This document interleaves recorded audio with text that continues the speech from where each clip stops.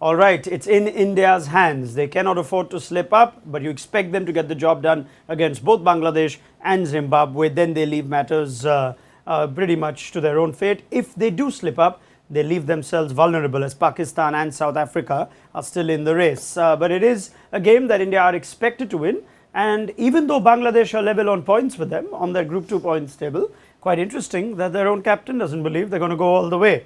As it turns out, we will discuss that and more as India are ready to kickstart the second game against Bangladesh at the Adelaide Oval. We've already seen the Zimbabwe-Netherlands game there. We'll come to that in a moment. But on Maruti Suzuki Presents ESPN Cricket for T20 Timeout, it's a nice, pleasant afternoon to Tom Moody and Robin Uthappa. We all had some, you and me have had some lunch. Robin Uthappa, I must tell our viewers, he's not eating. No, he's taking such good care of his health these days. Tom, I hope the 100 draft will have a recommendation from your team to get Robin. He's a highly tuned athlete.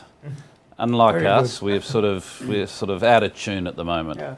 You're not out of tune, Tom. Come on, you've been Thanks, Robbie. Everything right. Thank you, Robbie. Yeah, you're not out of tune. Anyway, I've always been an old man. Okay. Speaking of, no, that's unfair. That's not how I should introduce Andy Flower. Speaking of healthy athletes, it's a good afternoon, or a good morning rather, to Andy Flower as well. Andy, we're not going to talk about Zimbabwe for another 15-20 minutes. We'll come to that in a moment, give you some time. But India-Bangladesh, looking forward to this? Always fascinating watching India play, and Bangladesh have their moments as well. You know, they've run India close occasionally, so I'm really looking forward to the clash and looking forward to how they handle these conditions in Adelaide. Yes, absolutely. They've given us an indication of how they want to approach this game. Bangladesh, they firstly won the toss, and they've decided they're going to bowl first. India saying they wouldn't have mind batting anyway.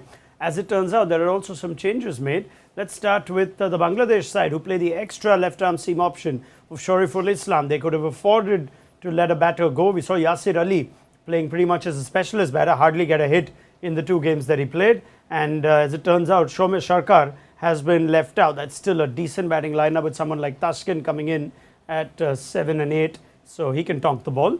Tom Moody called this almost hours before. Tom Moody's calling everything these days. He is and he's getting it right. Like yes. He's getting every single thing right, hasn't he? Well, I don't know about that, but yeah, look, to me it was a bit of a no-brainer. I really like this young quick. He'll enjoy the conditions in Adelaide as well. We've seen there's a little bit of movement there, and I just like the another left arm option against the Indian top order. He's currently. I think he's taken about 32 or 33 wickets in T20 cricket, an economy of about 8. So he knows what he's doing, and he can swing the new ball. Yeah. This seems like the way teams like to go against India, though, like we brought up before, their overall numbers are actually pretty good against left-arm seam. Just some of these high-profile incidents, perhaps, that make us believe there's a problem there. Yeah, I think it's more high-profile matches. I think especially the Pakistan games are what kind of stood out and makes you feel like they haven't really done well against left-arm seamers. But that's not actually the case when you look at the stats. So I think it'll be an interesting game. Yeah, it should be. Just to give Andy some context, the reason we're pulling Tom's already significantly long legs is because he's pretty much got every prediction bang on. It's almost dubious and suspicious, Andy, the precision with which Tom's been predicting things. In a moment, perhaps maybe you can ask him if you need any help with who to retain, who to release for the Lucknow Super Giants. He's predicting everything right. Well, this is high praise for Tom Moody, of course. Although I noticed that Stephen Fleming didn't feel quite so positively towards him this morning. Yeah, well, as you know, in our sort of fraternity as coaches, there's a lot of love and banter. I know about love, but banter for sure. Yeah, that comes with love. Yeah. All right. It takes us to the Indian team as well. And they're going to be batting first as a result of the toss going Bangladesh's way. They bring back Akshar Patel for the expense of Deepak Hooda, who gets just the one-off game against South Africa at Perth. Dinesh Karthik's back seems to be in good shape. He did train yesterday on the eve of this game for about 45 minutes. Team management wasn't sure if he'd pull through on the morning of the game. They said that's when they'll take the call, and the call is that he stays. Robbie, Akshar back for Hooda. Please make sense of that. Well, obviously, I think against South Africa, they want an extra batter, and they must have felt on that wicket, Akshar wouldn't have been useful. And I think that's what the thinking was. And then I think they've come back to their original thinking. And I'm not of the belief that too many changes need to be made during the course of a tournament. I feel like the more security you give to the players, the better they perform. I've always been of that thought process. And I think bringing back Akshar is actually a good option because also the South African side had a few left-handers, so maybe they thought Ashwin would be enough for them and the other fast bowlers. And the other fast bowlers did an excellent job. But I think just the angle that Akshar brings in is really good, and I think the kind of confidence that he possesses at this point in time about his own game, it's been the highest I've seen so far. And every time he's played for India, he's done exceptionally well given his limited opportunities, because when Jaddu is there, he doesn't get too many opportunities. I guess it's safe to say, Tom, that they wanted more with the bat in that game against South Africa at Perth, and they said, Huda's our best middle order bat, so we're going to play him. Now they've gone back to Akshar. If we have to look back at that selection, would you say that was the right call but it didn't work? Or are you now looking at it and thinking, what have they done here? You know, that's a bit harsh on Deepak Huda to give him that one game. Not at all. I think players need to be prepared to be nimble and be available at any opportunity, and it does make sense, that selection. You look at the South African bowling attack, you look at the conditions at Perth Stadium, you would then sort of think, well, maybe we do need just to slightly strengthen our batting, and just because Huda didn't get runs doesn't make it. It's not the right decision. Clearly, Huda is a better batter than Axar, of course. But Axar Patel is a better package, and they're going back to what they feel is the better combination for them against a team that may not give them as much threat or pose as much threat as what the South African attack has. I would have loved to see if Deepak would have got, say, 50-60, what would have happened? Yeah, they've still done that. It would have been a typical problem of a plenty at that point, for sure. That's just how India roll. Andy, Deepak Huda, you've worked with him closely this past IPL as well. I mean, this is just the kind of thing that players prepared for, thrown into the absolute deep end. Perth Stadium against South Africa, couple of balls and out he goes again. That's just the reality. Yeah, I think their reasoning is perfectly logical. I think strengthening their batting on that quick pitch in Perth against an excellent South African pace attack made absolute sense. Didn't work on this occasion, but it was certainly logical. And then I'm glad that they didn't fear changing back. I think in tournaments, especially at venues around Australia where the conditions do vary quite significantly, or maybe not significantly, but they do vary. I think having the courage of your convictions, changing dependent on the conditions and the opposition, I think that all makes good sense. So good decision making on the leadership's part, and just sometimes circumstances it doesn't work out that those decisions work on the day. But you can see why they want to bring Axar back into their side. It gives them the perfect balance bowling wise. 4 quicks. Hardwick's in good form with the ball. He's hitting the deck hard. But they do now have the option of the left arm angle from a spinning perspective. And that's really useful. So they've got a really, really well balanced bowling lineup, and they've got enough batting. Yeah, as we just break the numbers down for the Adelaide Oval on pace and spin, perhaps teams are looking at this and thinking this could be a venue where we could use our spinners a little more, like they do with the SCG, and not as much perhaps at the Perth Stadium. Now the wickets are significantly more for the seamers, but the economy rate is tighter for the spinners. Guessing with these boundaries as well, where you've got the slightly longer straight boundaries, Tom, that is the kind of venue as a spinner you'd be encouraged to bowl or you'd like to bowl more at? Yeah, look, absolutely. I think the reason that we see a high number of wickets taken from pace is more often than not.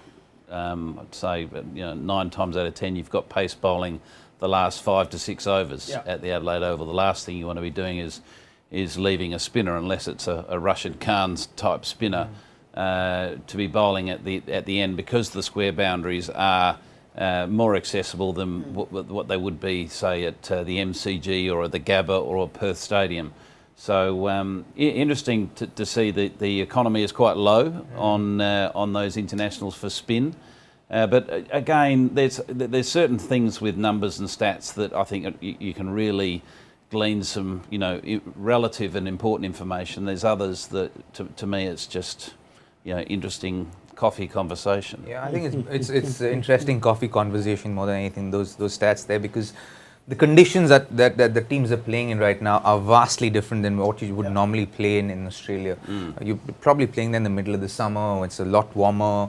So the conditions right now are going to be very different. So I think you can't really, and we saw from the first game between Zimbabwe and Netherlands that the ball is doing quite a bit for the fast bowlers. So you might see the batters looking to attack the spinners because it's doing so much to the fast bowlers. So they might have to be a lot more circumspect to them and then go after the spinners. Yeah, ground staff from Adelaide just gave an interview yesterday saying they're about 5 to 6 weeks behind on the weather. So you can make what you want of it. They expected this to be peak season or the start of the domestic season, but we're seeing cloud cover, we're seeing movement, we're seeing rain, and that rain seems to have interrupted what could be the start of play as of now. Covers were on and off, not all the covers, just covering the pitch. Maybe it's just a passing shower, and we hope that we'll get an on-time start. Now, on the last few days, we've spoken to death about the KL Rahul conversation. Rahul Dravid backed him yesterday. In studio, both Tom Moody and Robin Uthappa backed him.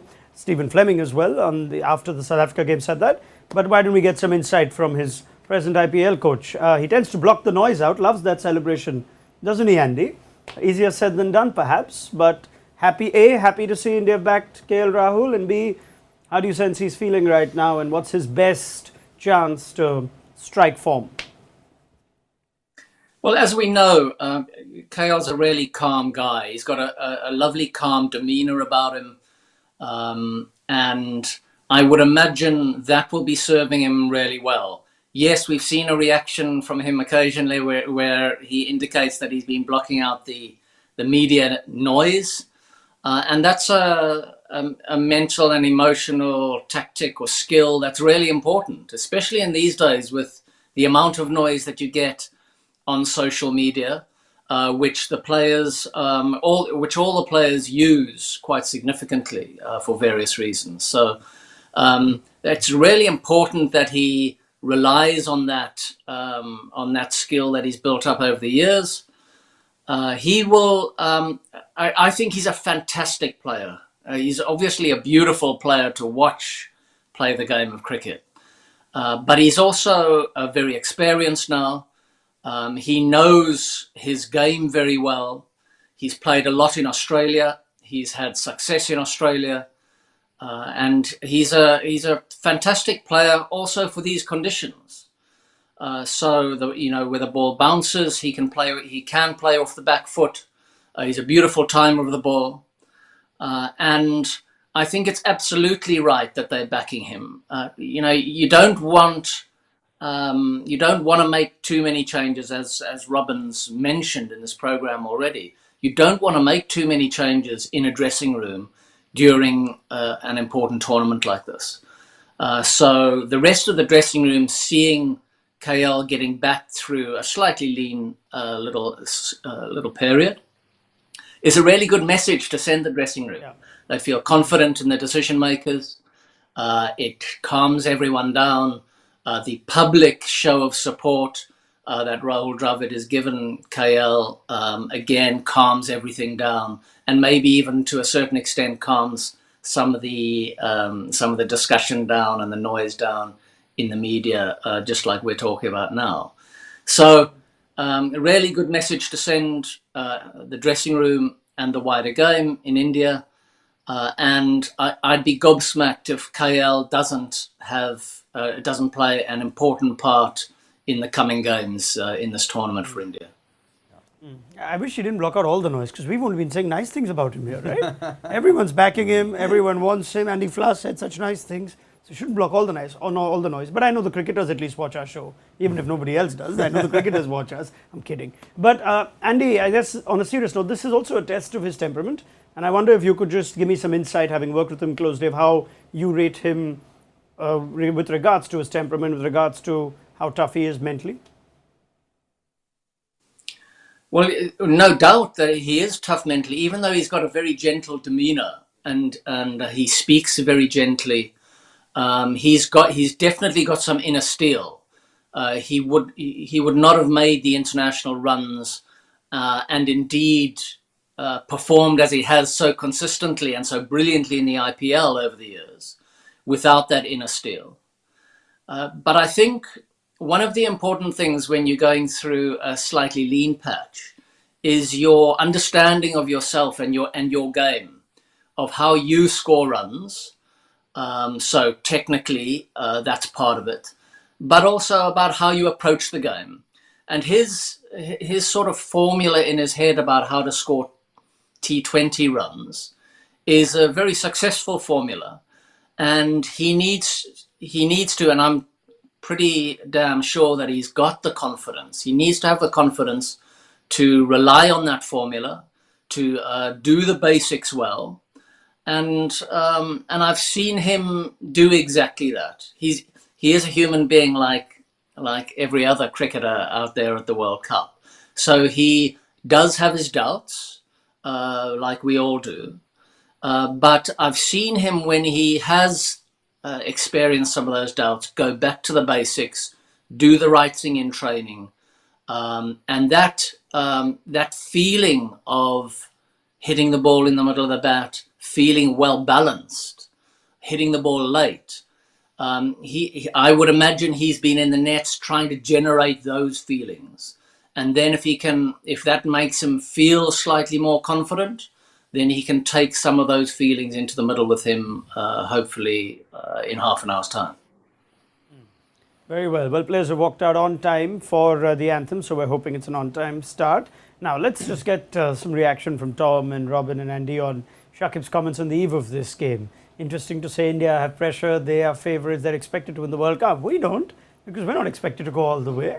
That's interesting from the Bangladesh captain. I don't know if it's mind games being played to perhaps, work with India and say all the pressure's on you, or whether if you as head coach heard your captain say that in a press conference, you'd be saying, what on earth is he saying? Having spent time with Shakib at SRH and also in Bangladesh on a couple of occasions, and knowing how he ticks, he's playing mind games. He's been around the block a few times, Shakib, and we all know he's a world-class player, and he knows that he's going into a serious battle against a very, very good, talented Indian side, and he may not have the same armoury at his disposal, but what he can do is just fire a little shot across the bows early on and just create a little bit of uncertainty and discussion, which I'm sure a lot of people, not only us, have taken note of.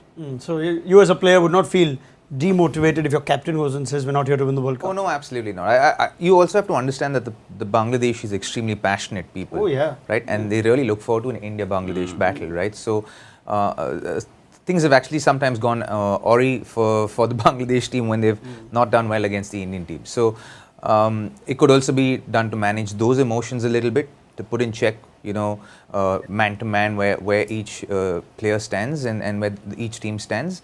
So it could be done even to manage that. So it could be on different fronts. He would have thought about it, and he's quite cerebral, Shakib. So you know that he's looking at a lot of different aspects before putting out a statement like that. Okay, so we shouldn't be taking this too seriously then, Andy. Shakib, would you go with Tom as just playing the field?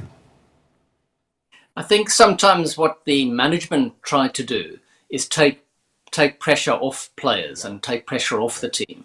And I think that's quite right. To hear a captain do it is a little slightly unusual. But that might be something that he's said publicly. But as long as when he's talking to his team, he's saying something like, don't worry about what I say to the press. We've got an opportunity here. It's a 1-to-1 battle. It's a 2-horse race. Let's see if we can do something special here against India tonight in Adelaide, and we're capable of doing that. As long as he's talking to his team in the dressing room like that and making them feel strong and big and positive and aggressive, then that's absolutely fine what he said publicly. All right, fair enough. Andy Flass says it's unusual for a captain. Shakib is, by without sort of overstating it, an unusual cricketer and captain. So you could expect some needle, some bite. Bangladesh are usually up for this. They have some support in Australia too. But their biggest challenge perhaps is Surya Kumar Yadav, who's played high quality innings against South Africa to back up the half century against the Netherlands. And Gaurav Sundararaman has once again gone into some deep digging when it comes to numbers on what makes Surya so successful. Thanks, Raunak. Let's talk about Surya Kumar Yadav, the man of the moment. At number 4, he strikes at 177, which is amazing, which is the best for any batter this year. The other interesting aspect is how he scores his runs. You will find that he scores 36% of his boundary runs behind square. How do you keep a feel for that? I would like to ask the panel. Secondly, I found a very interesting stat about Surya Kumar Yadav. Almost 97% of the time, he scores faster than his non-striker. What this means is, if Surya comes into bat even at say 15 for 2, which is possible, or when he comes in at 100 for 2, he still scores faster than his non-striker. I would just like to ask the panel, a player who's playing so well, irrespective of the situation, how can you stop him? What can you do? Or is Surya Kumar just going through a purple patch? Okay, very, very pertinent that, especially that stat on how he just consistently outperforms the batter at the other end or outstrikes him at least. Let's take his first question first on he loves hitting those boundaries behind square. Is that unique for a batter? Can other batters not replicate it? The angles that he creates are pretty unique. I think they're not the traditional angles that they place for T20 cricket. So I think he gets them a lot finer, like even backward of square. He goes 5 or 7 meters, 10 meters right of backward of square. He utilizes the third man and point gap really well.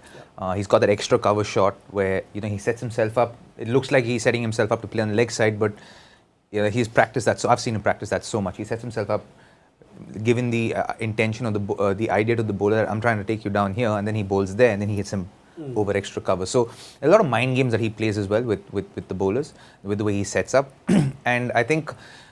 People have picked up on those little things, and they're pushing their square leg fielders a little bit more in, more towards long leg.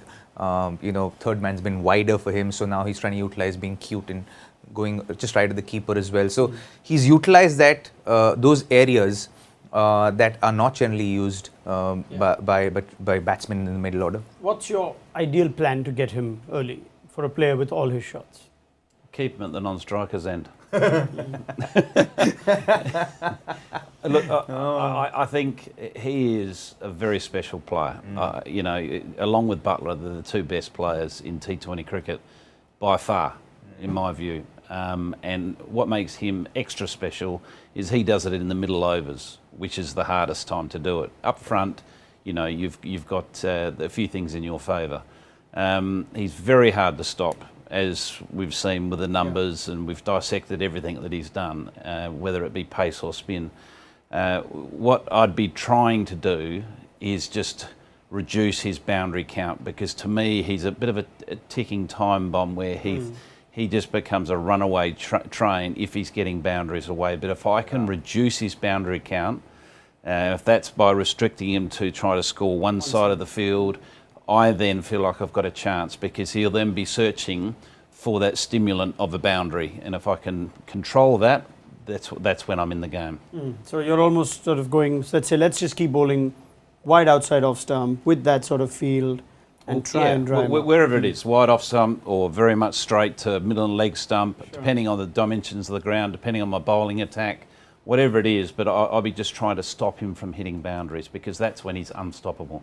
Yeah, and if you could add to that and maybe comment also on those numbers, whether it tells you anything that he significantly outstrikes his partner. It's almost AB-esque, this sort of form and these sort of numbers. Yeah, he's in great form. Certainly looks one of the best batsmen, most dangerous batsmen in T20 cricket in the world. I think one of his strengths is that he does score all around the ground. You saw South Africa, I think it was, try to get full and straight at him, and he played a couple of beautiful on drives. He as Robin said, played well through extra cover to the fuller ball as well. So it's not only the trick shots and getting inside the ball and getting it down to backward square and finer. he's good at. He's good all around the ground.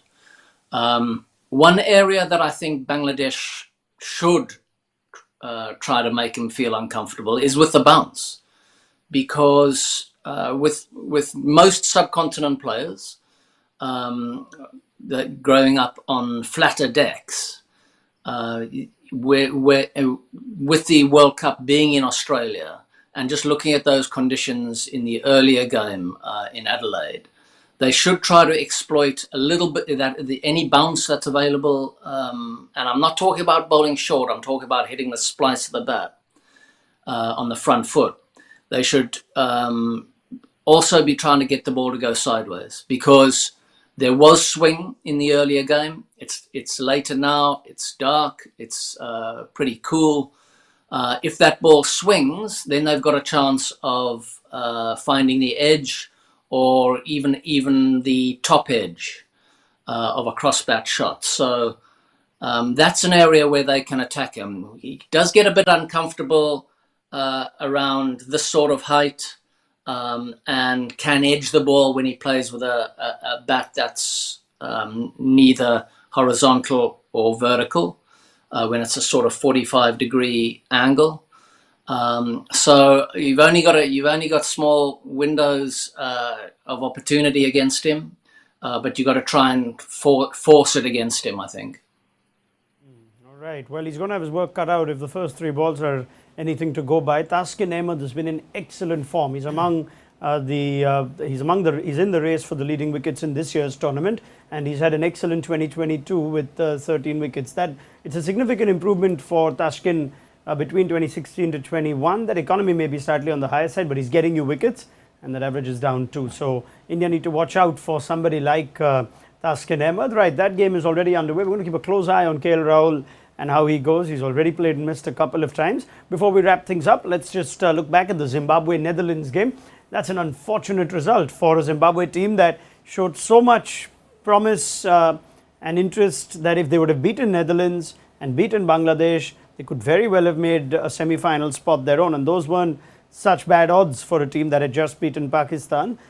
Just not in it today though, Tom. Yeah, it was interesting watching it. I just felt their approach with the bat was reckless.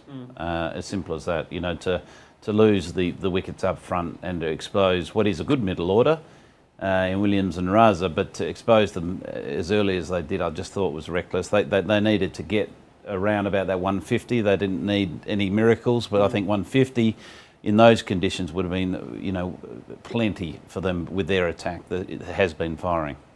Robin?